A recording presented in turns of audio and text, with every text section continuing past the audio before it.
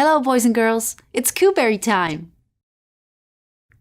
This is simply the way it is, Bernard.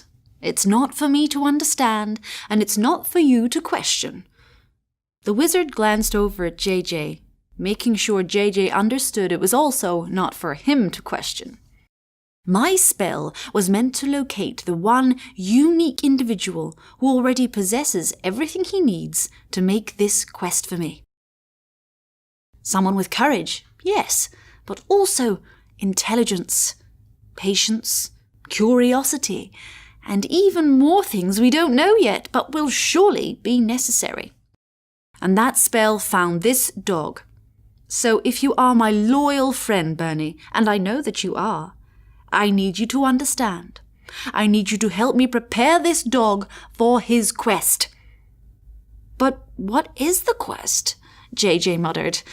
All this talk and he still didn't know why he was there. But the wizard and the bear were still having their quiet moment in the corner. JJ stood up. Did you hear me? What is the quest? Devlin and Bernie looked up in surprise. JJ had asserted himself with more volume than anyone expected from this mild-mannered dog. Devlin gave Bernie one more affectionate squeeze and returned to his cup of tea across from JJ. I'm so sorry, my dear canine friend. There is so much that has been left out, including your name, which is... JJ sat back down. JJ. He felt a little foolish about his outburst, though he was still eager to understand more about why he had been pulled so suddenly from his ordinary day into this obviously extraordinary one. JJ. Wonderful.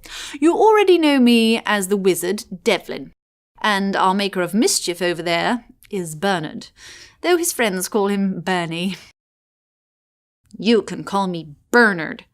Bernie may have forgiven the wizard, but he had not yet accepted JJ. That would take more than a few encouraging words from Devlin. Bernie is my apprentice, a wizard in training, you might say. He will be, perhaps, the greatest bear wizard our world has ever seen, in time. But for now, he learns, and he helps an old hobbled fox. Devlin rubbed his injured leg again. What happened to you? What happened to me has everything to do with what's about to happen to you. You'll need to set out at first light, so I suppose I should begin our tale. Bernie edged a little closer to Devlin and JJ as the wizard sat thoughtfully for a moment, gathering his thoughts. As I told you before, I am a wizard without a wand, or without a wand of any worth.